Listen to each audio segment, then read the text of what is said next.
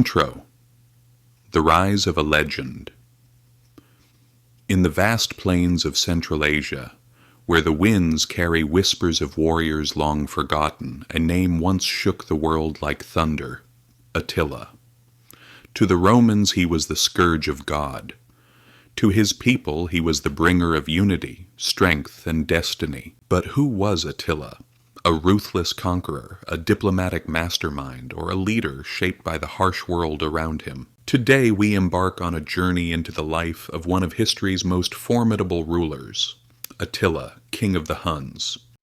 Chapter 1. The World Before Attila.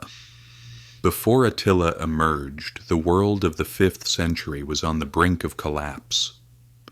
The Roman Empire, once unstoppable, was weakened by internal conflict, corruption, and economic decay. Meanwhile, in the eastern steppes, the Huns, a nomadic and fiercely independent people, carved out a growing empire through skill, discipline, and unmatched cavalry tactics. Their warriors could fire arrows with deadly accuracy while galloping at full speed, creating shock waves that terrified their enemies. Into this turbulent era, Attila was born around the year 406. Raised in a world where loyalty meant survival and leadership meant power, Attila received elite training in riding, archery, diplomacy, and strategy.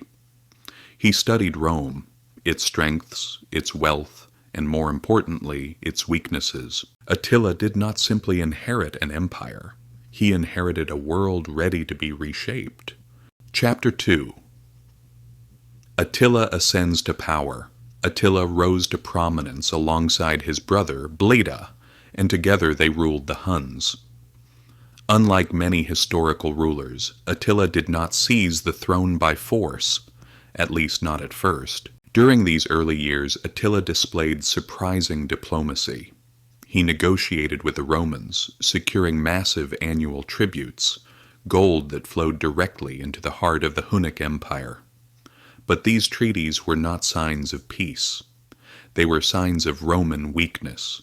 After Bleda's mysterious death, Attila became the sole ruler of the Huns. Some sources claim Attila murdered him. Others say it was a political accident. Whatever the truth, Attila emerged as the uncontested leader of a rising superpower. Chapter 3. The Strategist, not just a warrior. Contrary to popular belief, Attila was not merely a violent warlord charging blindly into battle. He was a master strategist, using intimidation, diplomacy, psychological warfare, and carefully controlled brutality. In his court, he lived simply. No gold crown, no lavish feasts, no royal luxuries. He drank from a wooden cup while his guests used silver goblets. This simplicity wasn't humility, it was control. Attila wanted his people to see him as one of their own, unbreakable, disciplined, a leader who shared their hardships, not one who stood above them. Chapter 4. The Roman Empire trembles. In 447, Attila launched one of his most destructive campaigns, crushing the Eastern Roman Empire.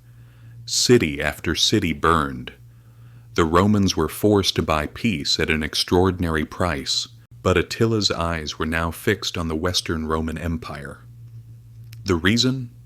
A letter. According to legend, Roman Princess Honoria, desperate to escape an unwanted marriage, sent Attila her ring and begged for help. Attila interpreted this as a proposal and demanded half the Western Empire as her dowry. Rome refused, and Attila prepared for war. Chapter 5. The Invasion of Gaul. In 451, the world witnessed one of the largest battles of the ancient era. The Battle of the Catalonian Plains. Attila's forces clashed with a massive coalition of Romans, Visigoths, and other tribes. The battle was brutal, chaotic, and devastating. Although Attila retreated, he was not defeated. He lived to fight another day, and soon he turned his attention to Italy itself. Chapter 6. Attila enters Italy. In 452, Attila invaded northern Italy. Cities fell one after another. Rome was defenseless. But then something unexpected happened. A meeting. Pope Leo I traveled to confront the unstoppable warrior. History doesn't tell us exactly what was said that day. Some claim Attila saw a divine vision. Others say disease and lack of supplies forced him to reconsider. But one fact remains: Attila turned back. He spared Rome. The man the world feared most chose restraint. Chapter 7. The mysterious death of a conqueror. In 453, at the height of his power, Attila died suddenly on his wedding night. Some say he drank too much.